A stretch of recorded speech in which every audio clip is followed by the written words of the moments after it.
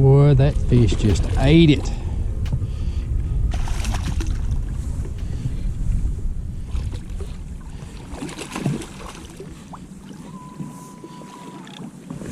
Yes, sir. Look how healthy that one is.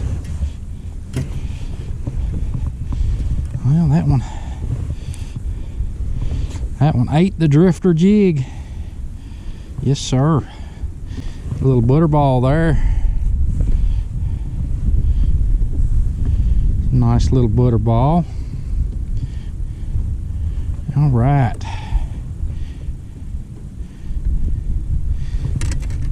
All right, I'm gonna put him in the live well for a picture later. I'm not gonna keep him at all. Water temperature's in the 40s, so it should be fine.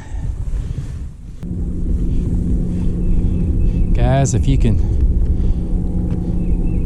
kind of see by this bank here in front of me, this is a transition area.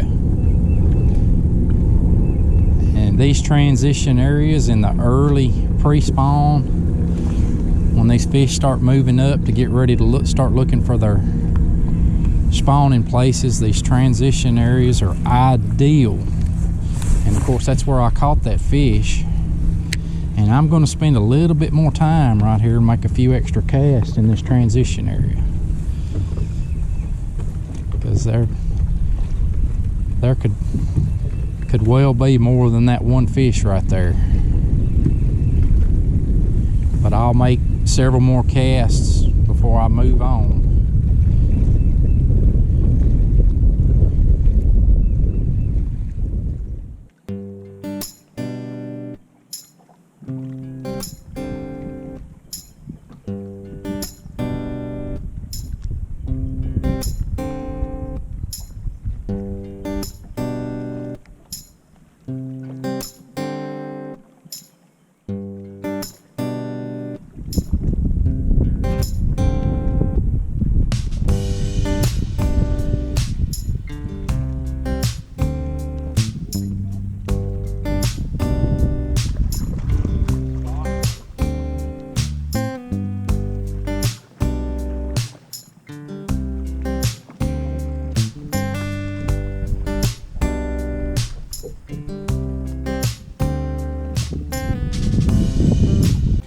Probably a 13-14 inch spot. I'm going to throw that one in the live well too. He's already changing colors on me.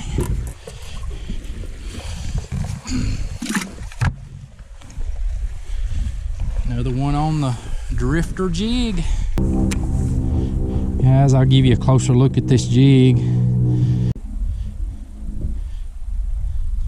These jigs are made by a good friend of mine. His name is Jeremy. He has put a lot of time and effort into getting this jig exactly the way he wants it. He fished it for several months before he decided to go public with them, and he perfected it to just the way that he likes to fish them. They're hand tied, as you can see right there, every one of them. They come in a ball head jig. It's a finesse style jig. And he has just recently started a new line of football jigs. But these finesse jigs come in 1/2 ounce and 3/8. I've got a Z-Man crawfish trailer on the back of this one. Let's go see if we can catch another fish.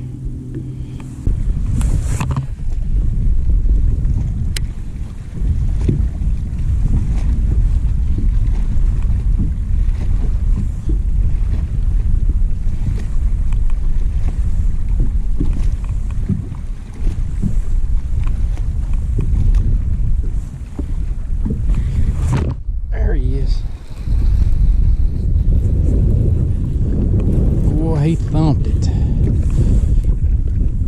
Oh yeah, look at here. Look at here.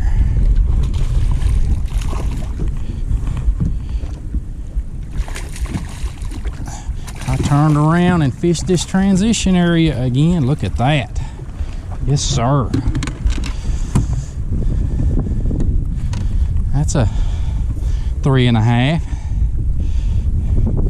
Boy, he swallowed that drifter jig. Look at that. That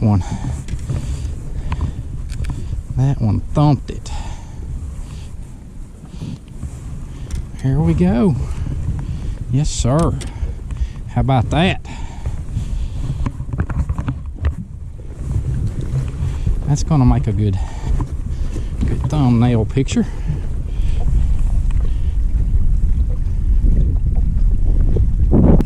All right, guys.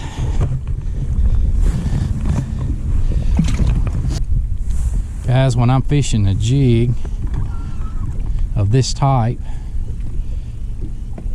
I like to kind of just imagine painting every individual little rock that this jig is going to go over.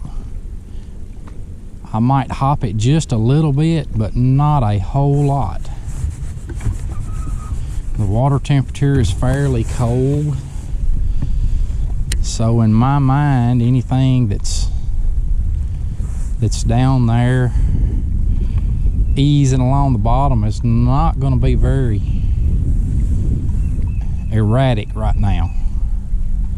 Now later on, when the water gets a little bit warmer,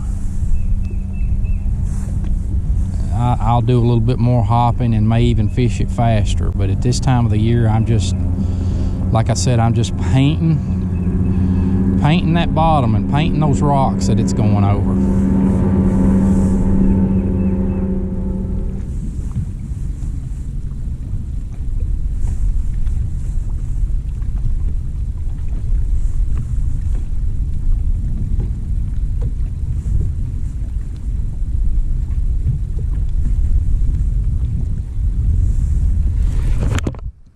There he is. I hope I got my hook in him good. Another spot.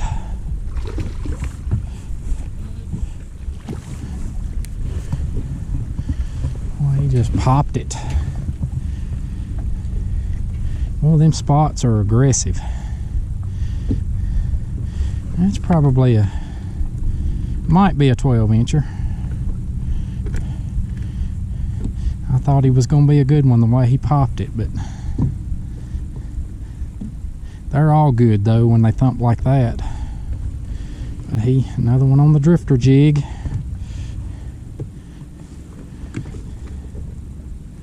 All right, I'm gonna go ahead and let that one go. Thank you, girl.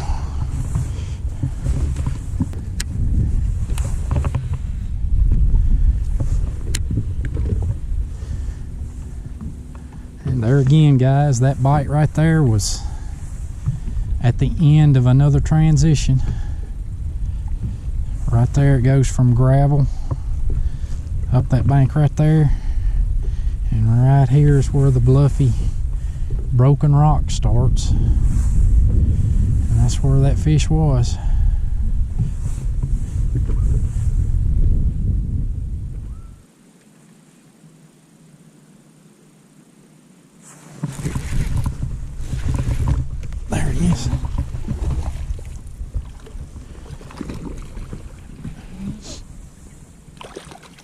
Another spot.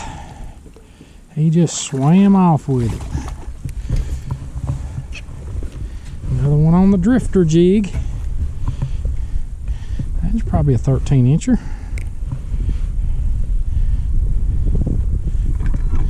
Back here in this muddier water, I've been limited on where I could really fish today. There's been a lot of mud. That fish is pale, I guess, because the water's got a lot of color to it.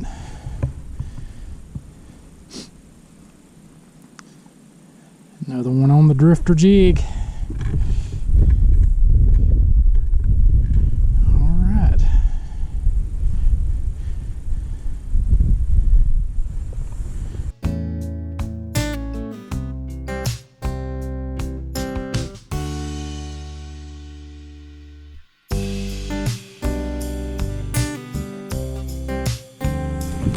Oh, I got one. Hang on. Got one talking on the phone here.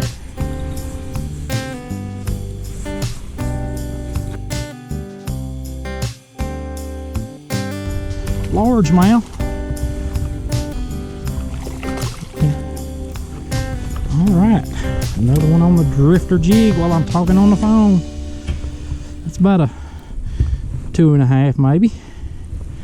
Yes, sir. All right, guys.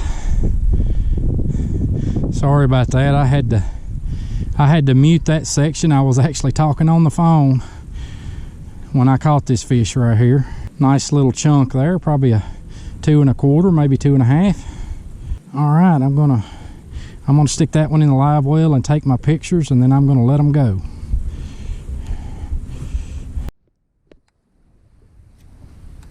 Guys, I've been kind of limited to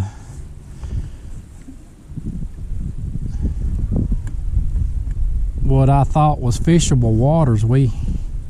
I've just kind of been running these pockets and going about halfway back, and when the water starts clearing up, and a lot of it has been in these transition areas, but I've just been stopping kind of halfway back in these transition areas and fishing around the banks and the points where the transition happens. I don't know if you can tell right here by this out in front of me, but the bank goes from a bluff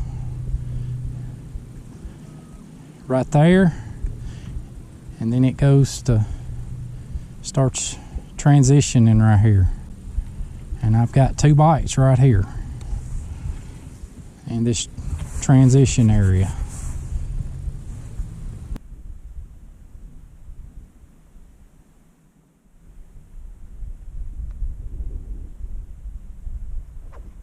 There he is. Boy, he thumped it. He was right on the bank. It's a big old spot. Nice spot. Oh, I hope you got her good, because I'm fixing the boat flip you. Yes, sir. Look at that spot. Yes, sir. That one thumped it. Yes, sir. Took that drifter jig right in the top of his mouth. Right where you want them. Because they usually don't come off when it's like that. Yes, sir. All right.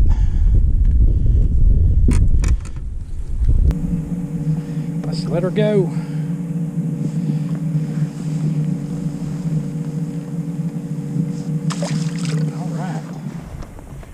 Guys, just check out Drifter Jigs on Facebook. I'll leave a link in the description as to where you can find Drifter Jigs. You can give Jeremy a call or message him. Again, that's going to wrap it up. I appreciate every one of you guys. Hope to see you on the water, and we'll do it again next time. See ya.